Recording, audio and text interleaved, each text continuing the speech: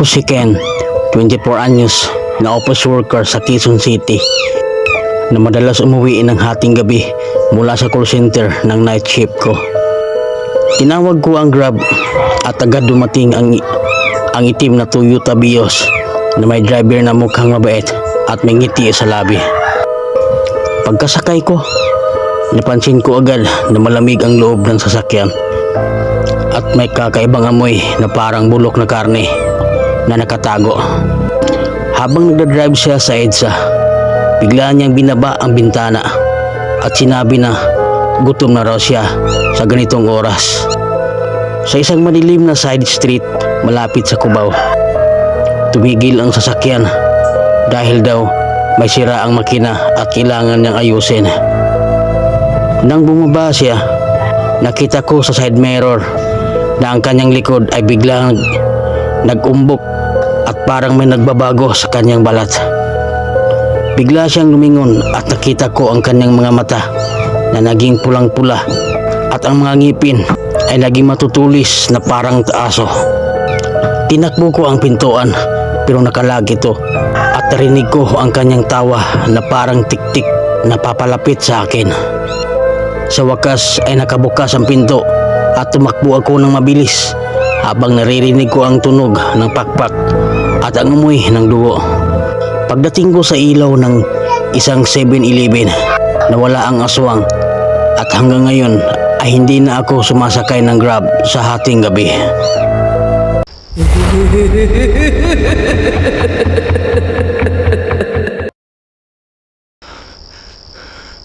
Sa madilim na gabi ng probinsya, kami ni Marco ay naglalakad pauwi mula sa inuman nang biglang may nakita kaming babae na nakalungko sa matandang puno ng kahoy sa gilid ng daan.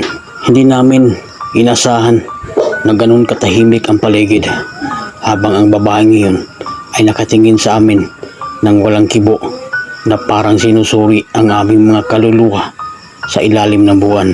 Bigla niyang inikot ang ulo niya ng mahina habang ang kanyang mga mata ay nananatiling nakatitig sa amin na parang may lihim na gutom na hindi namin maintindihan sa gabing iyon. Marco ay biglang tumigil sa paglalakad at hinawakan ang aking braso ng mahigpit habang ang kanyang boses ay nanginginig na sinabing may mali sa babaeng katungko sa punong iyon. Ako naman ay hindi makagalaw sa takot habang nararamdaman kong may malamig na hangin na dumadaloy mula sa direksyon ng puno kung saan nakatungko pa rin ang babaeng iyon na parang naghihintay.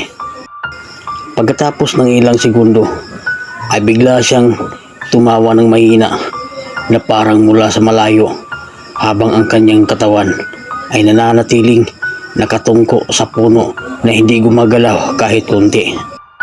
Marco ay biglang tumakbo palayo sa daan habang sumisigaw ng huwag akong sumusunod sa kanya dahil may masama raw sa likod natin na sumusunod mula sa punong kahoy na iyon. Ako ay nananatili sa lugar habang nakikita kong unti-unting nawawala si Marco sa dilim ng gubat hanggang sa marinig ko na lamang ang kanyang huling sigaw na biglang naputol sa kawalan. Mula noon ay hindi na siya umuwi sa kanilang bahay kahit na ilang araw na ang nakalipas habang ang buong baryo ay naghahanap sa kanya sa paligid ng punong iyon.